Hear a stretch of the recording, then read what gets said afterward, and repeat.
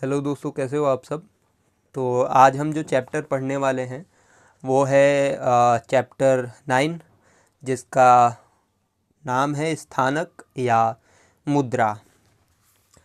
आपको पता है कि इस यूट्यूब चैनल पर मैं ये किताब जो है अभिनय की भारतीय पद्धति प्रसन्ना द्वारा लिखित और रविंद्र त्रिपाठी द्वारा हिंदी में अनुवादित चैप्टर वाइज अपलोड कर रहा हूँ।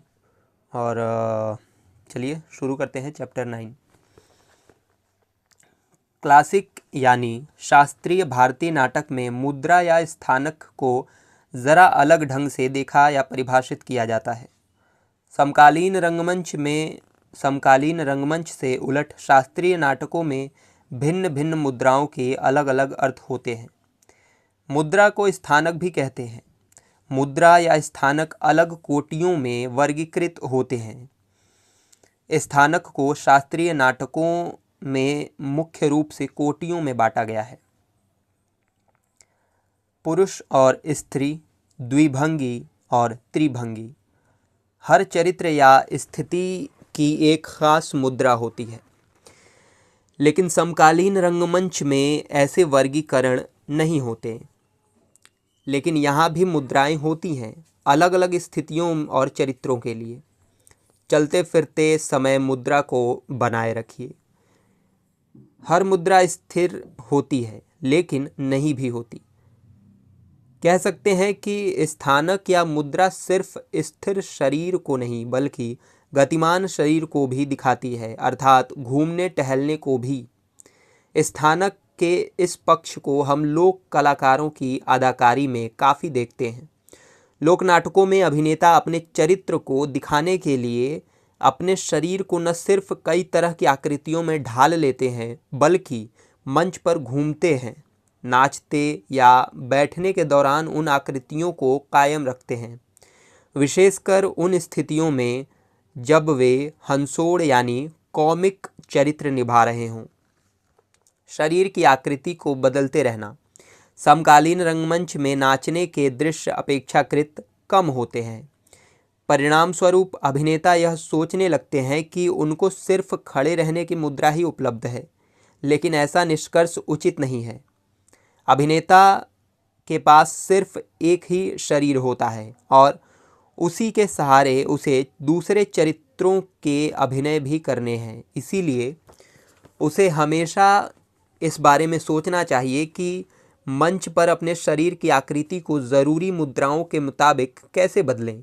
इसके लिए वस्त्र सज्जा और मेकअप का सहारा लिया जाता है, पर यह पर्याप्त नहीं होता।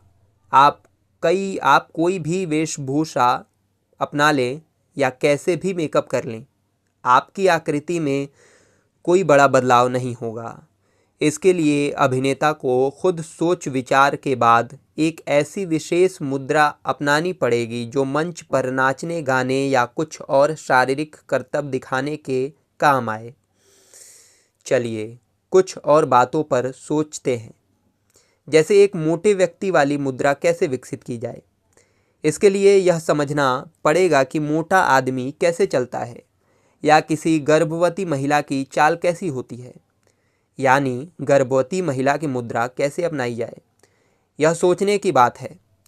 या दुबला पतला शख्स कैसे दौड़ता है, इन चीज़ों पर विचार करना होगा। लोक नाटकों में कई अभिनेता अपनी एड़ियों को फैलाने और या अपने घुटनों को मोड़ने की एक खास मुद्रा अपनाते हैं। इस प्रक्रिया में शरीर का ऊपरी हिस्सा नीचे आ जाता है और आदमी अपने कद से छोटा दिखने लगता है। इस मुद्रा में एड़ियाँ घुमा कर फैला दी गई हैं और मुड़े हुए घुटने बिना दर्द की अनुभूति के लंबे समय तक मुड़ी हुई अवस्था में रह सकते हैं।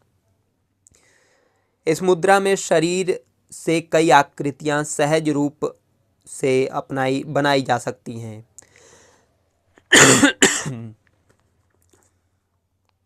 इस मुद्रा में आप अपने शरीर के डिलडॉल को ऐसा कर सकते हैं कि वो उसमें बदलाव ला सके, जैसे पेट को फुलाकर अपने को मोटा जैसा दिखा सकते हैं। आगे वाले हिस्से को मोड़कर कई तरह से पेश कर सकते हैं। ये सब अलग अलग भंगिमाओं में सहायक बनता है। इसीलिए भारतीय रंगमंच में भंगिमा की भूमिका की खास अहमियत होती है। इससे कई तरह के खेल हो सकते हैं। समकालीन रंगकर्मियों को स्थानक के बारे में गहन अध्ययन करने के लिए शास्त्रीय और लोक रंगमंच के करीब जाना होगा। अच्छा, ये चैप्टर ख़त्म हो गया है 5 मिनट में। गति संचालन मूवमेंट की गतिमानता, ये चैप्टर 10 है। अभी हमने चैप्टर 9 पढ़ा।